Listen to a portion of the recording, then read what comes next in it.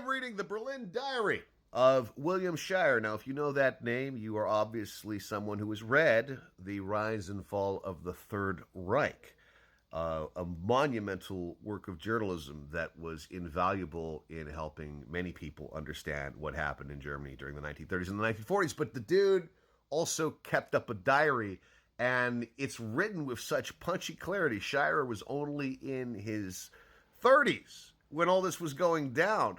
But what I didn't know until I came on to the September 1936 entry was that Shirer met with my guy, Thomas Wolfe. Take a look.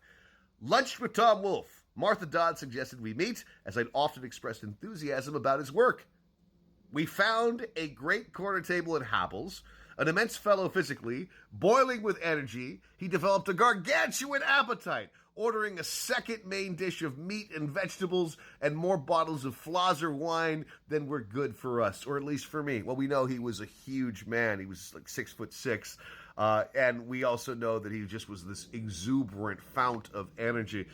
I liked him immediately, and we had much good talk about American writing and why most American writers, Lewis and Dreiser and Anderson, for example, either stopped writing or fell off from their best work just at the prime of their lives, a time when the Europeans usually produce their greatest novels and plays. Now, we all know that Thomas Wolfe unfortunately passed away. He didn't even make it to 40.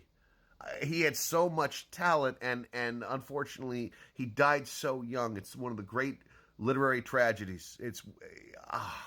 Anyway, a subject I'd often pondered about and discussed once with Lewis in Vienna. Wolfe is somewhat conscious of not being politically minded at a time when most writers are, and indeed, we agreed, should be. He admitted the deficiency, but said he was learning. I'm supporting Roosevelt for re-election, he said. Curious thing, Wolfe translates excellently into German, and Look Homeward Angel has had a big success here, I believe. Well, that's not a surprise. We do know that Thomas Wolfe was a polymath, and he knew German very well. He was a voracious reader and a voracious writer. This man had an appetite like no other. We parted, promising to meet in New York. A very genuine person, and more promising if he can integrate himself than any other young novelist we have.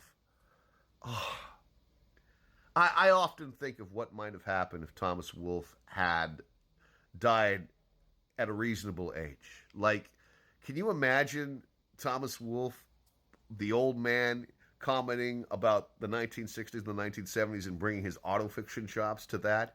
Wouldn't that have been fucking amazing? How many fucking great books would we have managed to get from Thomas Wolfe if he had lived? Yes, he fell out of favor, and a lot of the post-war critics wanted to condemn this man, needlessly so. But I'm a guy in his 50s now, and I still love Thomas Wolfe. I decided to reread much of his work last year when I was just about to turn 50, and I still love the man. I still think he's beautiful. I mean, problematic elements and all, but god damn, these guys fucking met. This is why I read, to discover little morsels like this.